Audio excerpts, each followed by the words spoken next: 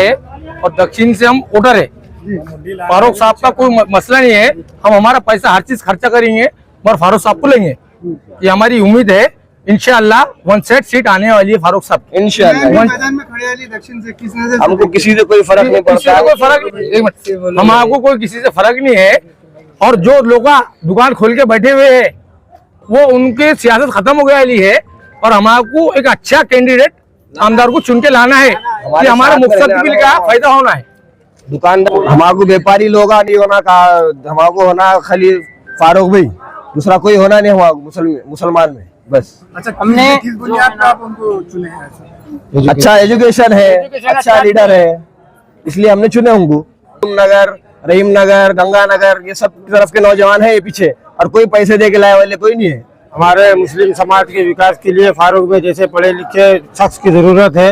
वो अभी इस वक्त का तकाजा है कि फारूक भाई को ज्यादा से ज्यादा वोट दे के चुन के लाना है, इसलिए अब हमारी पूरी कोशिश है कि फारूक भाई को ज्यादा से ज्यादा वोटों से कामयाब करना है। कांग्रेस और इमाम के उम्मीदवार भी मैदान में है, आप आज तक तो हम कांग्रेस को चुन के लाते रहे, इमाम को भी 2 वक्त वोट करे, उसका कोई फायदा नहीं हुआ और कांग्रेस से हमको कोई सहूलत नहीं मिली, इसलिए हम अब की बार जो है तो चेहरा बदल के फारूक भाई को लाना चाह रहे हैं। हम नौजवान की एक उम्मीद है, एक नई किरण है फारूक भाई, जिनको हम चुनाव से बड़ी मात्रा से जिताए खिलाएंगे इंशाल्लाह।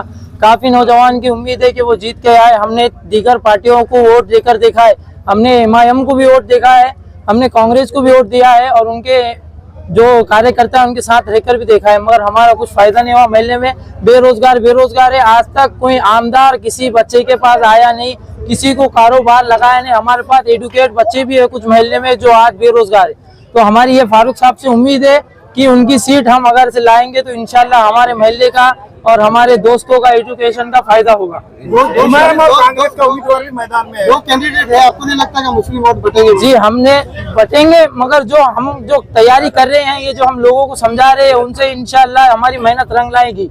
हमने कांग्रेस को भी वोट दिया है, हमने एमआईएम को भी वोट दिया है। अब इंशाल्लाह हम फारूक सर को ये साल लाएंगे।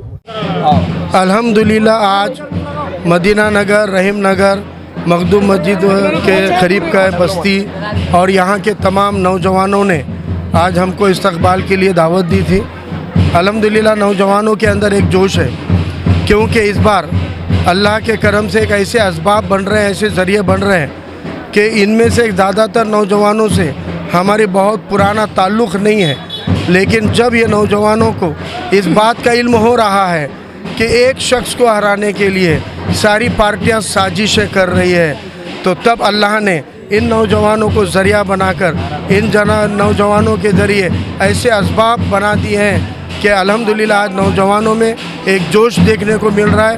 वो चाहते हैं कि इस बार कोई तकसीम ना हो, वो चाहते हैं इस बार कोई डिवीज़न ना हो, वो चाहते हैं कि सभी समाज घटक जिसके साथ खड़े हुए हैं उस वंचित बहुजन आघाड़ी के उम्मीदवार को अक्सरियत से कामयाब करना है। इसीलिए गैस सिलेंडर निशानी को वो आम करते हुए 20 नवंबर गैस सिलेंडर की गूंज हर गली मोहल्लों में हो रही है।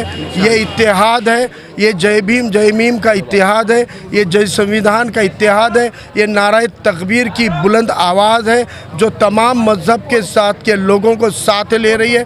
ओबीसी भी और गरीब मराठा भी बड़ी तादाद में सामने आ रहा है, क्योंकि उनको मालूम है कि ये सारी सियासी जमातें समाज में झगड़ा लगा रही है, लेकिन वंचित बहुजन आघाड़ी और वंचित बहुजन आघाड़ी का ये उम्मीदवार सभी समाजों को जोड़ने की पिछले 2-3 दशक और दहाइयों से कोशिश कर रहे हैं। इंशाल्लाह ये नांदेड़ चैन और अमन, लॉ एंड ऑर्डर वाला ज़िला बनेगा और यहाँ पर नौजवानों के हाथों को काम और सभी पिछड़े दलित मुस्लिम तबक़ात के मोहल्लों के अंदर डेवलपमेंट, तालीम और हेल्थ इन सेक्टर के ऊपर खुसूसी काम करने के लिए ये नौजवान एक तब्दीली, एक बदलाव ला रहे हैं। इंशाल्लाह 20 नवंबर को वोटों की बाढ़ आएगी और इंशाल्लाह 23 तारीख को जश्न नांदेड़ मनाया जाएगा। कुछ सियासी पार्टियां मुस्लिम वोटों को वरगलाने की कोशिश कर रही है, डिवाइड करने की कोशिश कर रही है, इसको किस तरह से देखते हैं? 2019 में भी ये खेल खेला गया था और नांदेड़ के मुसलमानों ने, पिछड़ों ने, दलितों ने, ओबीसी ने ये देखा था कि वोटों के डिवीज़न की वजह से फिर सरमायादार चुनकर आए, और चुनकर आने के बाद 5 सालों तक उन्होंने, और दलित और मुस्लिम बस्तियों को छोड़ो, खुद जिस बिरादरी से वो आते हैं आज उस बिरादरी से उनको पैर पड़कर माफ़िया मांगनी पड़ रही है, क्योंकि उन्होंने 5 साल सिर्फ अपने दोस्त अहबाब को छोड़े तो किसी का भला नहीं किया।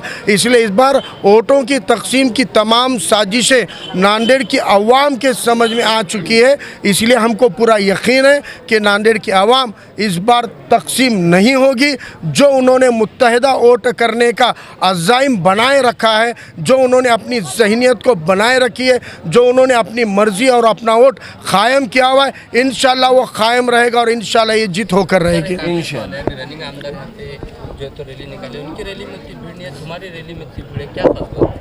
ये सब अपने मर्जी से आए हुए लोग हैं, ये अपने ख्वाहिश से आए हुए लोग हैं। जो पैसा देकर ला रहे हैं उनको पैसा देकर भी लोग नहीं मिल रहे, क्योंकि इन दिलों के मोहब्बत, इनके दिलों की मोहब्बत है, इनके दिलों का जज्बा और इनके दिलों में जो एक रोश है कि आप साजिशें करोगे तो हम कोशिशें करेंगे, और ये अपनी कोशिशों को बढ़ा रहे हैं। इंशाल्लाह इनकी कोशिशें और हमारी कोशिशें ज़रूर कामयाब होगी। साजिश की वजह से फ़र्क कुछ नहीं पड़ेगा, सिर्फ हम तमाम लोगों को अपनी मेहनतें बढ़ानी है, और मेहनत का फल इंशाल्लाह मीठा भी होता है और कामयाबी का होता है।